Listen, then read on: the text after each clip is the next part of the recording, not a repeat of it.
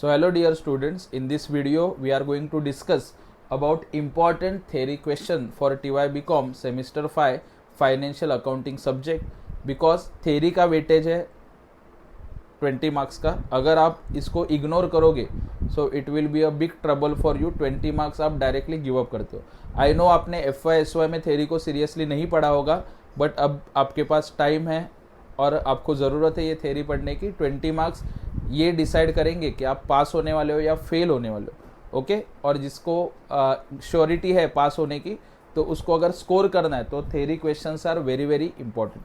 तो कौन से थेरी क्वेश्चंस आपको पढ़ने चाहिए, और ये थेरी क्वेश्चंस हम लोगों ने निकाले हैं right from the year 2018, 19, 22 and 23. सो ये आपको पढ़ने ही है, आप इसको इग्नोर नहीं कर सकते. So let's begin chapter wise. हम लोग देखेंगे theory question. So this questions are from chapter number 1 final accounts of companies. ये आपने चैप्टर पढ़ा होगा. उसमें से कौन से इंपॉर्टेंट क्वेश्चंस है? Difference between outstanding and prepaid expenses that you know very well. Disclosure of share capital in company balance sheet. Share capital को कैसे लिखना है आपको? ऑथोराइज्ड होता है, इशूड, सब्सक्राइब्ड होता है, पेड अप होता है. ठीक है, so that we have to explain. So these are two important questions from from final accounts of companies. Next chapter is internal reconstruction. बहुत सारे क्वेश्चंस है, बहुत सारे क्वेश्चन सिमिलर भी है.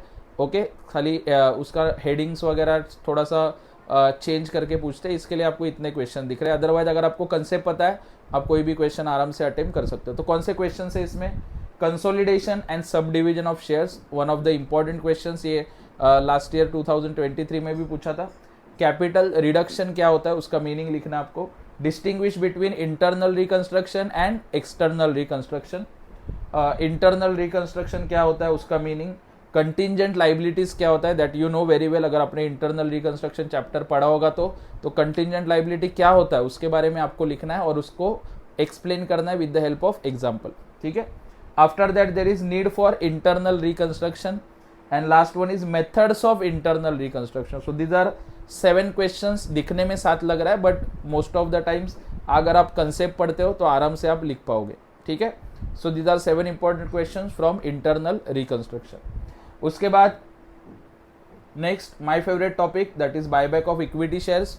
उसमें से क्या आएगा? अगेन ये भी आपको पढ़ना 4 क्वेश्चन लग रहे हैं बट सिमिलर है, कंसेप्ट समझेगा तो. Limit of buyback on own shares. Okay कितना बायबैक कर सकते हो, अंधाधुंध बायबैक नहीं कर सकते. सोर्सेस ऑफ बायबैक क्या होता है वो आपको पढ़ना है. Legal provisions for buyback of equity shares as per law, क्या प्रोविजंस बताई गई है. And last one is benefits of buyback. So these are 4 important questions from buyback of equity shares. ठीक है. उसके बाद इन्वेस्टमेंट अकाउंटिंग आपने पढ़ा होगा. सो कम इंटरेस्ट क्या होता है, एक्स इंटरेस्ट क्या होता है, ये भी लास्ट ईयर पूछा हुआ क्वेश्चन है. Accounting standard 13 that you know very well. Objective के लिए भी ध्यान में रखना. इन्वेस्टमेंट अकाउंटिंग का अकाउंटिंग स्टैंडर्ड आता है 13.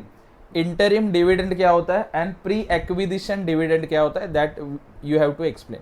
ठीक है. After that last chapter important one. बहुत सारे लोग इग्नोर मार देते हैं बट पढ़ो, थेरी है, थोड़ा सा कंसेप्ट समझेगा तो आप लिख पाओगे. Ethical behaviour and implications for accountants. ठीक है. सबसे पहला लिखा है मीनिंग ऑफ एथिक्स. एथिक्स क्या होता है that we know very well. अच्छा रहना चाहिए. ठीक है. सब ट्रांसपेरेंसी वगैरह होना चाहिए. पढ़ोगे समझ में आ जाएगा. ठीक है. फेंकने की काम है. Next one is scope of ethics. Factors affecting ethical behaviour. Difference between law and ethics. And last one is increasing role of whistle blowing. Whistle blowing important term है, लास्ट ईयर भी शॉर्ट नोट में पूछा हुआ है. ठीक है. So these are 5 questions from last chapter that is ethical behaviour and implication for accountants. तो ये कुछ IMP क्वेश्चंस थे शॉर्ट नोट्स के लिए. अभी कुछ स्टूडेंट बोलेंगे इतना क्यों दे दिया, 5 क्वेश्चन ही देना था, 6 क्वेश्चन ही देना था. बट अगर ज़्यादा पढ़ोगे आपके लिए फ़ायदेमंद है. अगेन अगर 5 चैप्टर ऐसे पकड़ के चलो कि हर चैप्टर में से एक शॉर्ट नोट्स तो डेफिनेटली आएगा.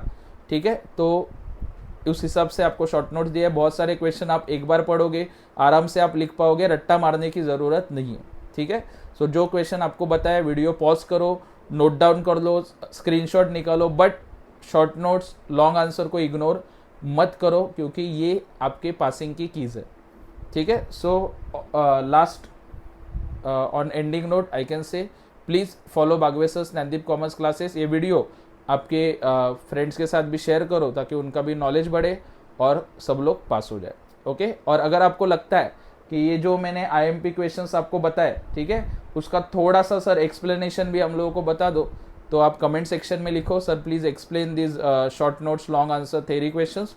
तो डेफिनेटली उसके लिए मैं कल एक वीडियो बताऊंगा जिसमें आपको डिटेल में शॉर्ट पॉइंट्स जो है अगर आप पढ़ोगे तो आपको ध्यान में रह जाएगा, पेपर में लिख पाओगे, उसका भी मैं एक आपके लिए वीडियो बना दूंगा। Thank you so much.